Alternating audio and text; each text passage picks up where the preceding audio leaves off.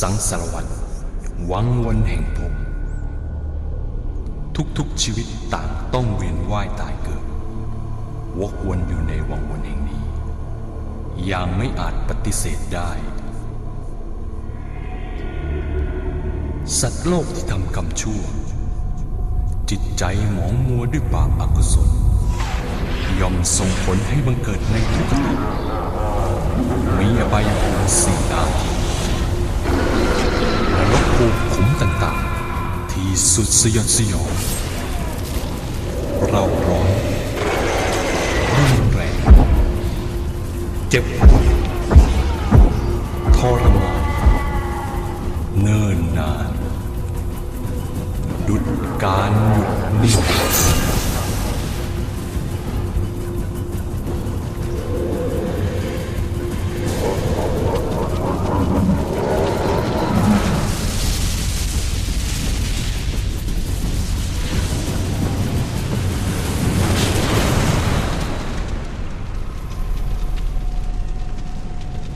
มหานรกขุมที่หนึ่งสันชีวนรกนรกที่สัตว์นรกไม่มีวันตาย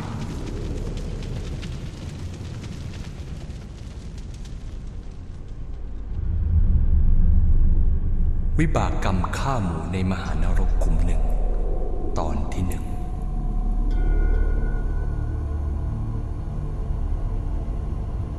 ก่อนจะเดินทางไปสู่ปรโลกต้องเข้าสู่สมรภูมิศึกชิงภพปิดงบดุลชีวิตการไปสู่ปรโลกจะตัดสินกันที่บุญบาปสิ่งใดที่ได้กระทำไว้จะมาปรากฏให้เห็นเป็นกรรมนิมิตตอนใกล้จะละโลกใครทำความชั่วเอาไว้ภาพไม่ดีจะมาปรากฏให้เห็นในใจใจก็จะเศร้าหมองไม่ผ่องใส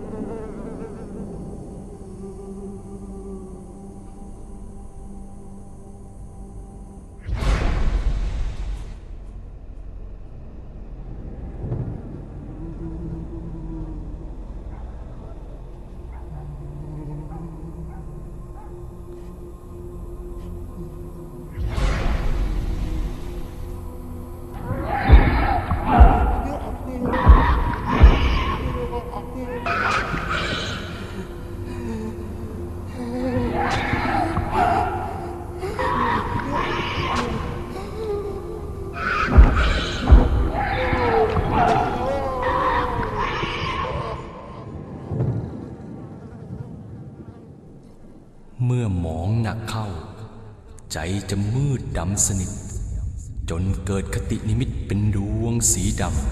ำความหมองจะพากายละเอียดออกจากปากช่องจมูกผ่านอุโมงค์มิติสีดำไปสู่มหานรกดินแดนที่ทุกสิ่งเป็นสีดำแม้กระทั่งเปลวไฟมีแต่เพียงนายนริยบาลเท่านั้นที่มองเห็นสัตว์นรกได้ด้วยอำนาจแห่งกรรมเว้นไว้เพียงแต่พระสัมมาสัมพุทธเจ้าและบุคคลผู้มีดวงตาเห็นธรรมจึงสามารถมองเห็นทุกสิ่งทุกอย่างได้อย่างชัดเจนเป็นอัศจรรย์ด้วยอานุภาพแห่งธรรมจักขุและญาณทัศนะของพระธรรมกาย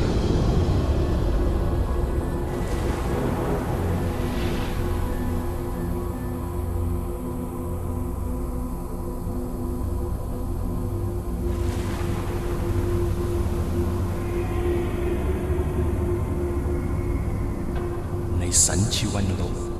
นายนริยบาลทั้งหลายจะบังเกิดขึ้นเองจากวิบากกรรมของสัตว์นรกที่แต่ละตนได้เคยกระทำไว้